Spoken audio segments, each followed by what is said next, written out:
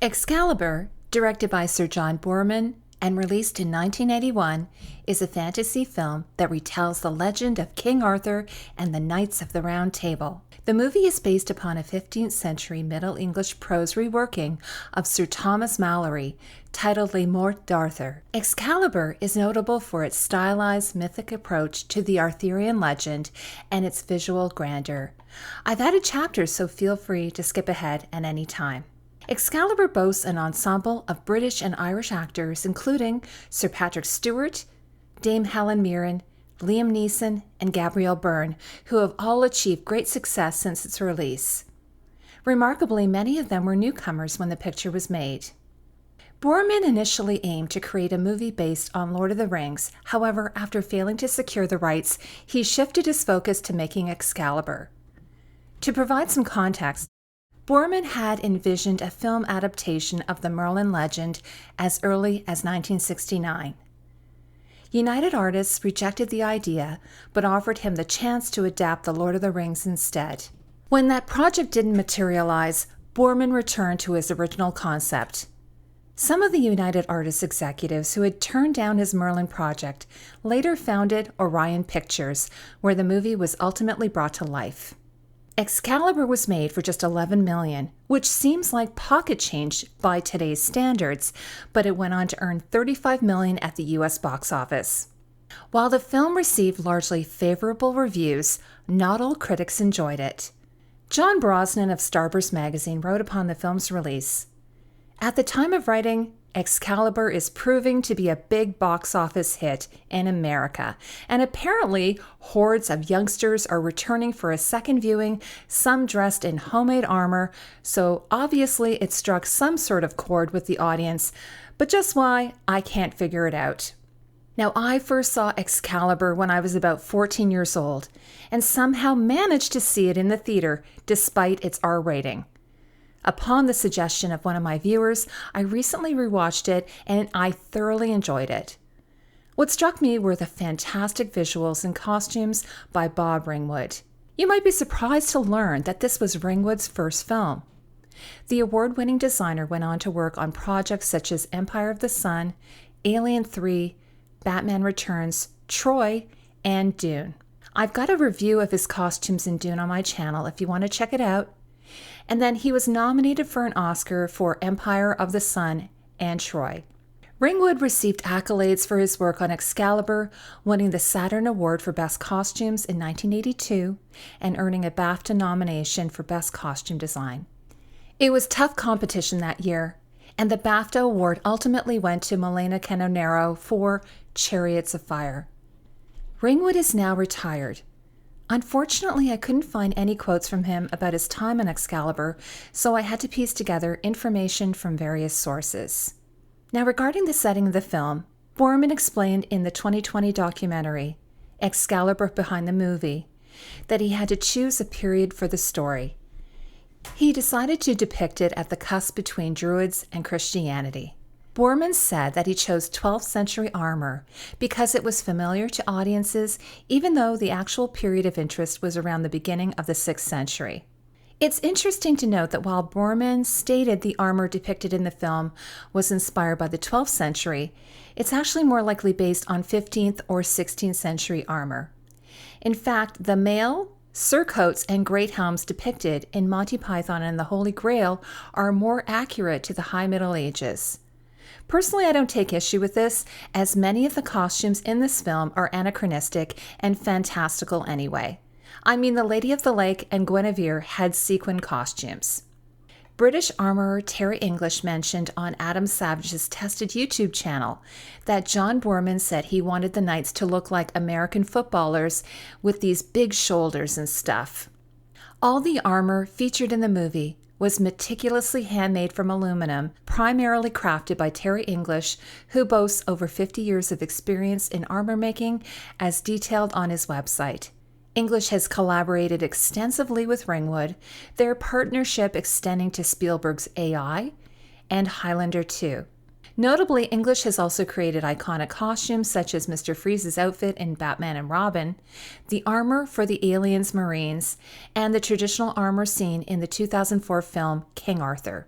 English custom-fitted the suits of armor for the principal characters while maintaining a consistent style for members of different groups, notably evident in the nearly uniform armor of the Knights of the Round Table. Terry even had a cameo appearance within the movie during the tournament scenes, portraying the blacksmith who catches Arthur eyeing a sword in the armorer's tent as he chases a thief, pausing to contemplate his next move.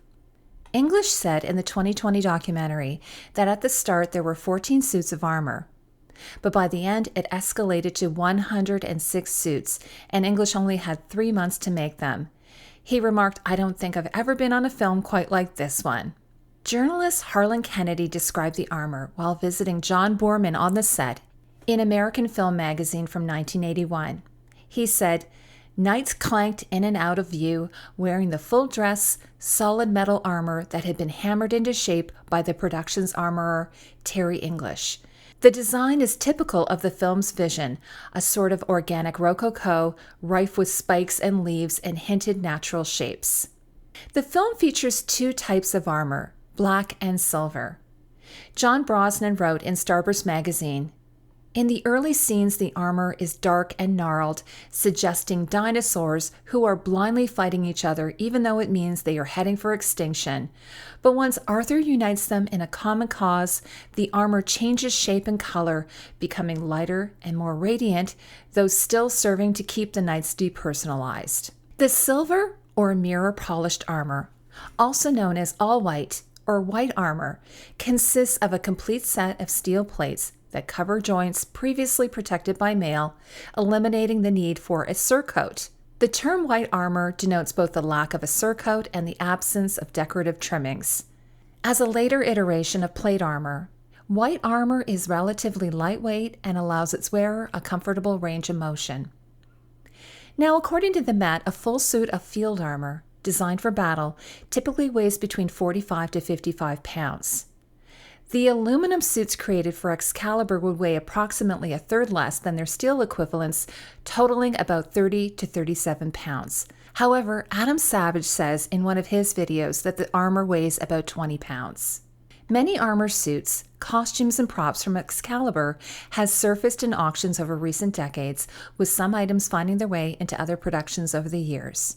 According to Prop House, Bermans and Nathans in Camden, renowned for crafting costumes for Star Wars, originally made many of the non-armored costumes before Angel's Costumes acquired them in 1992. Guinevere's attire also bears a label from Bond and Mackenzie, distinguished British costume makers from the 1960s to the 1980s, known for their work with major theater, opera, and dance companies. Screen Online reports that ethnic jewelry featured in the film was sourced from Liberties. Now let's dig in a little bit more to some of the principal characters of Excalibur, but warning there will be spoilers. Merlin, a sorcerer in the tale, retrieves Excalibur from the Lady of the Lake on behalf of Uther Pendragon. Throughout the film, Merlin's primary costume remains consistent with slight modifications. He's typically seen in a ragged belted undergown paired with a remarkable patchwork cloak featuring a stand-up collar. A distinctive feature is his staff adorned with twin dragons, possibly symbolizing the 2 principal figures, Uther and his son Arthur. However, the most iconic element of Merlin's attire is his silver skull cap crafted by Terry English. Hand-beaten from aluminum, the skull cap style helmet is custom made for the actor, ensuring a snug fit. Its polished surface is enhanced by a sun or star pattern emblem positioned at the center of the forehead. In various astrological and tarot systems, a 4-pointed star symbolizes the 4 elements, earth, air, fire, and water, or the 4 cardinal directions, north, south, east, and west. This symbol is widely regarded as representing balance, harmony, and the interconnectedness of the universe.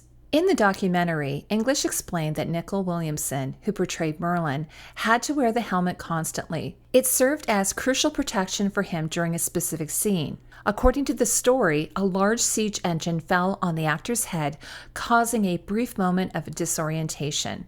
Recalling the incident, English heard Williamson mutter, "Tweet, tweet," before briefly losing consciousness.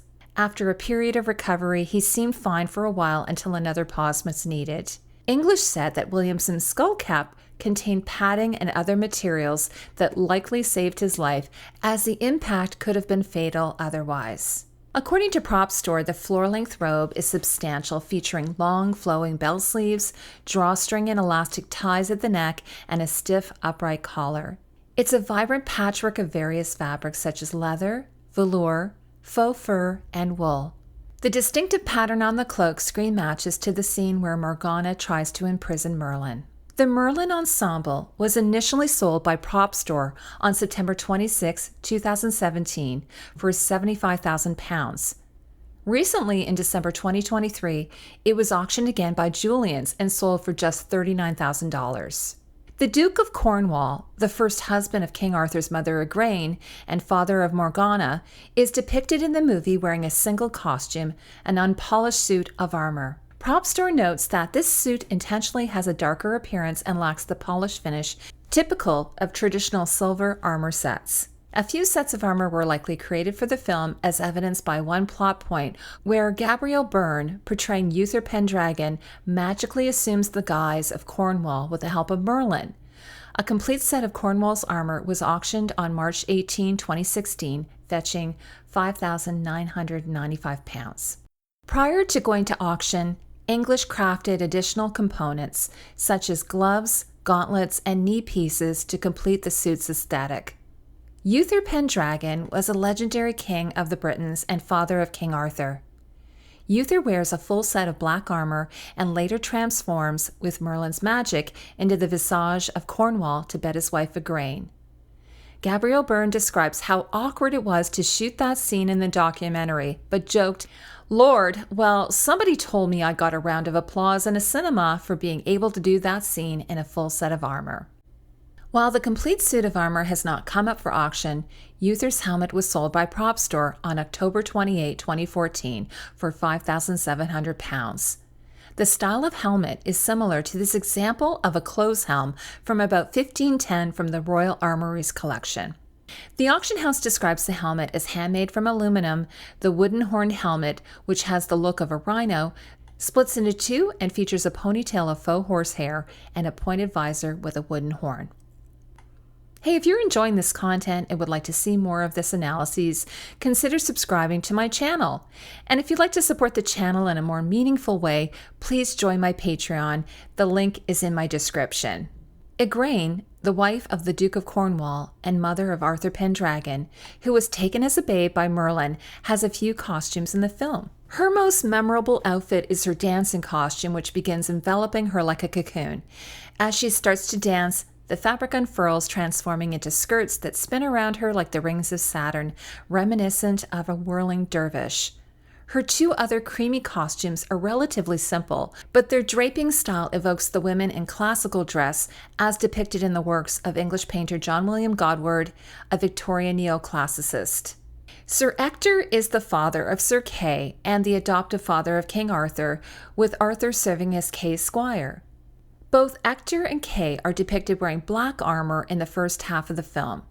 Sir Ector's complete set of black armor was auctioned by Prop Store on October 16, 2014, fetching £3,495. This armor was worn by Sir Ector during the jousting tournament before joining the battle outside King Leodegrance's castle. The armor is crafted from worked aluminum plate and secured with leather strapping and ties. It was also used in subsequent productions with some modifications. The elbow and thigh plates were replaced, and spikes, absent in the original Excalibur, were added later. Sir Kay's armor closely resembles that of his father. Additionally, the costume designer had a particular fondness for braided elements, which can be seen in the headbands worn by Kay, Ector, and Arthur, as well as in other costumes throughout the production. For example, the braid is present on Sir Kay and Arthur's robes, worn in the king's chambers during his revival after drinking from the grail presented to him by Sir Perceval. According to the auction house, Sir Kay's woven floor-length robe showcases intricate detailing highlighted by bold, knotted rope-like accents along the hems, and it was auctioned by Eubanks Auctions on November 15, 2018, ultimately fetching £1,270. King Leodegrance, father of Queen Guinevere and one of the few kings to acknowledge Arthur as his overlord, wears 2 sets of armor. According to Prop Store, the black armor is assembled using rivets, leather thong straps, and metal buckles. The entire suit boasts a distinctive appearance with raised bumps, plates, and elaborate elbow protectors. It comprises chest and back plates, thigh guards, leg and foot protection, as well as gauntlets. The gauntlets and mail on this suit were handmade by Terry English after filming for display as the originals were lost. The complete suit was sold at auction on April 13th, 2016 for £7,995. Certain identifiable imperfections on the chestplate can be matched to scenes depicting the battle outside of Leodegrance's castle. Speaking of the battle, I wanted to address something that will likely be brought up in the comments. Blogger Rob Davis noted that it appears 2 of the knights are smoking cigarettes.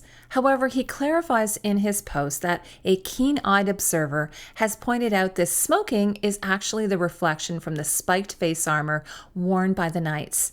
The knight, who seems to be holding a cigarette between his 2 fingers, is actually adjusting the face guard of his helmet to improve visibility through the eye slits. Leodegrance adorned the distinctive bright silver armor after Arthur ascended to the throne and established the Round Table. English crafted a replacement lower body armor and mail set after production to enhance the suit's overall appearance. Prop Store sold this remarkable suit on February 15, 2016 for £3,995. Sir Patrick Stewart said in the documentary, "There have been 2 movies in my life where one of the primary memories is severe discomfort. Excalibur was one of them because we were in armor pretty much all the way through the movie. The other one was Dune, where we wore these quilted rubber still suits in the Mexican desert." King Arthur, the son of Igrayne and Uther, and half-brother to Morgana, is the rightful ruler who removed Excalibur from the stone. The late Nigel Terry portrayed Arthur from his teenage years through to his reign as a young adult king and eventually as an old man. As a squire to his stepbrother, the knight Sir Kay, the young Arthur wears a quilted cloth or leather gambeson fastened with leather pieces when he pulls Excalibur from the stone. After the attempted siege of King Leodegrance's castle, Arthur is knighted by Igrayne. At a banquet hosted by Guinevere's father to celebrate, a smitten Arthur dresses in a suede doublet adorned with large metal studs. Like the other knights, Arthur appears in black and silver armor. He dons the black armor and helm during his challenge against Lancelot, considered the best knight in the land, and bests him by calling on the magic of Excalibur. However, the sword shatters due to Arthur's rage and pride during the battle with Lancelot. Here is King Arthur's hero Excalibur sword from Heritage Auctions. This is one of only 6 swords made for the film, specifically designed for the scene in which the sword breaks in 2 as Arthur strikes down Lancelot. The sword features a 2-piece tooled steel blade with a pre-cut breaking point and anchoring brass pins to hold the segments together, along with a solid brass hilt, handle, and pommel, and a finely braided steel wrapping on the handle. It was sold on October 17, 2014 for $36,900. In the documentary, Gabriel Byrne holds one of the 6 prop swords and he says, "Well, this is the sword from the film, and I must say it's a very strange feeling because it feels so familiar and it feels like no time has passed at all. It's absolutely, again, going back to the notion of how beautiful the imagery in the film is, where the sword comes out of the water. It's kind of emotional, really, because you think back over 30 years and it's still a beautiful thing to hold. It's a beautiful piece of art." According to John Boorman's DVD commentary, he holds one of the Excalibur swords in his house. Arthur's Excalibur sword was put up for auction on June 5, 2015, possibly the one owned by John Boorman, but it didn't sell. Meanwhile, Arthur's black heater shield is emblazoned with the heraldry of a rampant golden dragon. For his wedding to Guinevere, Arthur and his knights wore polished silver armor that appeared to glow, along with matching gold and silver headbands. This effect was achieved through skillful camera work during an exterior scene. John Lawler, the 3rd assistant director, recalls in the documentary that on the day of filming Arthur's wedding, they were under cloudy skies. The cameraman was struggling, but just as they were ready to film, the clouds parted. A huge ray of sunlight broke through, illuminating the wedding scene perfectly, and they captured the shot. King Arthur's silver armor was first auctioned by Heritage Auctions on October 17, 2014, but it didn't sell. And then it came up for auction again on June 26, 2017, and sold for $36,000. Notably, the armor still bears some of the stage blood from the final act where Arthur kills Mordred and fatally wounds himself. Adam Savage has a great video series where he visits Terry English at his home and workshop, and over the course of a week, they build a reproduction of King Arthur's armor. I'll leave a link to the series in case you want to check it out. Arthur and his knights often wear weighty cloaks over their armor. From his wedding day onward, Arthur consistently dons a torque, which is a symbol of high rank. Handcrafted, the torque is adorned with fixed coin-like pendants, each featuring spiral etchings and carved faces. For comparison, here's a Viking gold torque from Jewett Auctions, crafted from thick strands of gold braided together and hammered into a single strand at the finial. This exquisite piece originates from Eastern Scandinavia or the Baltic and dates back between 900 and 1100. Arthur's wedding torque was auctioned by Prop Store last fall and sold on November 11, 2023 for £4,062. Lancelot, Arthur's closest companion and one of the greatest knights of the Round Table, ultimately betrays his friend. The shiniest of shiny silver armor worn by Lancelot is held in the collections of the Royal Armouries at the Royal Armouries Museum in Leeds, where it's on display. The museum purchased the armor from Prop Store on August 15, 2014. Notably, the armor features the embossed motif of the Holy Grail chalice on the front breastplate. Another Lancelot helmet was put up for auction on October 17, 2014 by Heritage Auctions, but did not sell. The auction house describes the helmet as a double-finned, elemental water motif-influenced battle helmet constructed of hand-formed aluminum, meticulously cut and crafted, with an affixed opening protective visor and neck gorget with attached leather straps. Lancelot's shield, which also failed to sell, was auctioned at the same time as his helmet. The shield, constructed of hand-formed aluminum with fixed rivets, also features a raised Holy Grail chalice on the face. Lancelot's cape was auctioned by Heritage Auctions on November 12, 2020, and sold for $1,280. It's described as voluminous, floor-length, heavy brown rough-spun robe with braided trim around the lapels, braided panels down the center of the back and sides, and raw-edge hems. Perceval, a member of the Knights of the Round Table, and the ultimate hero of Excalibur, in my opinion, wears this short-sleeved jacket sold by Prop Masters. The jacket appears in several sequences, most notably when Perceval volunteers to fight for the honor of Guinevere in Lancelot's absence. The auction house describes it as a woven medieval-style jacket featuring thick, interwoven knot rope-like detailing on the hems. The jacket's designs connects to the other costumes at Camelot, including the cloaks of the Knights of the Round Table and the robes worn by Sir Kay and King Arthur. Lancelot's cape and Perceval's jacket had originated with Angel's costumes in London. As the daughter of Leodegrance, who marries King Arthur, Guinevere dons several beautiful costumes throughout the movie, with her wedding gown being the standout. According to IMDb, the gown was meticulously handcrafted from hundreds of beads. There were requests from young brides for a similar dress, but none were fulfilled. There are also reports, though unconfirmed, that the mesh overveil was woven from silver, which contributed to its sparkling appearance in the light. This particular gown, along with those of the princesses at the wedding, evokes a silhouette reminiscent of paintings by English painter John William Waterhouse. Waterhouse's paintings are renowned for their depictions of women from ancient Greek mythology and Arthurian legend.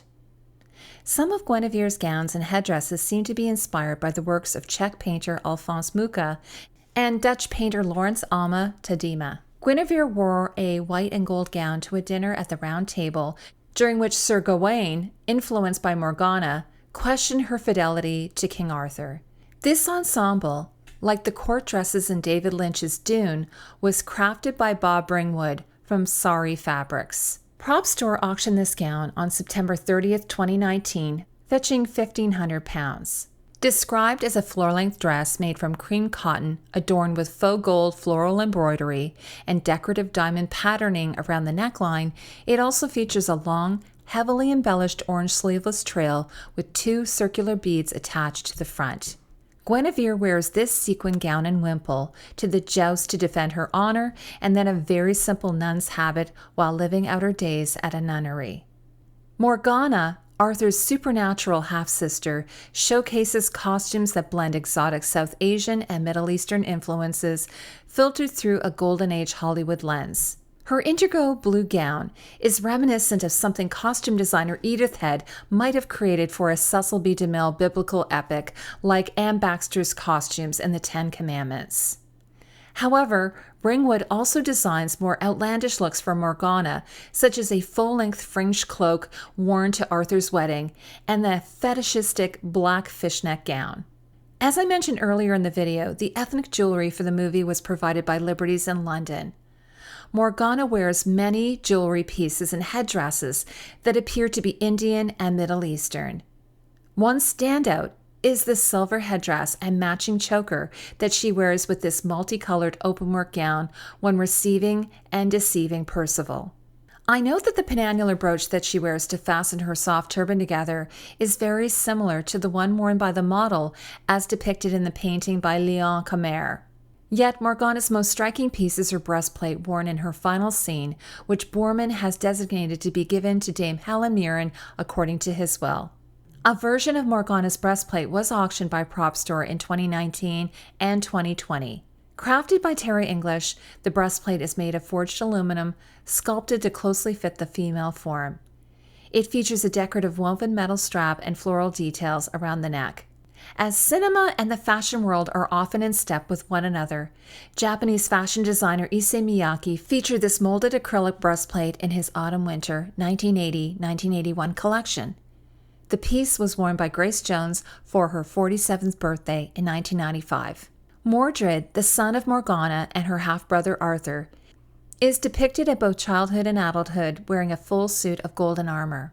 As an adult, Mordred wore this distinctive armor during his battle against King Arthur and his loyal knights, challenging his father for the throne. Mordred's breastplate is crafted in the style of a muscle cuirass, a type of armor from classical antiquity designed to mimic the idealized male physique. Mordred's golden suit of armor calls to mind this armor garniture, probably of King Henry VIII of England from 1527. The helmet, meanwhile, calls to mind this Italian sallet in the shape of a lion's head circa 1475-80. According to Prop Store, only one suit of Elder Mordred armor was commissioned for the film. The armor is handmade from aluminum and finished with a faux gold spray paint. It bears unique marks on the chest and arms that match those seen in the film. The suit was extensively used in numerous stunts and action sequences, resulting in severe scratches and repairs. Remarkably, the breastplate required modification for scenes where Mordred receives a mortal chest wound from Excalibur, necessitating repairs by English. These repairs, including visible painted gaffer tape on the lower left bicep, are discernible on screen. English also recreated the instantly recognizable aluminum helmet for display purposes after production, as the original fiberglass version was believed to be lost. Interestingly, like many props from the film, it was discovered to have been at Boorman's house all along. Mordred's screen-matched helmet was auctioned on November 3, 2022, fetching a winning bid of £43,750, while the full suit of armor, including a reproduction helmet, sold for a fraction of that amount on September 30, 2019 for £10,000. Perhaps one day, the suit and its screen-matched helmet will be reunited. Feel free to share your thoughts on the armor and costumes in Excalibur or any special memories you have of the movie in the comments below. And if you enjoyed this review, you might also like my analysis of A Knight's Tale, which features some impressive armor. As always, thank you for watching and spending time with me. I look forward to seeing you in the next video.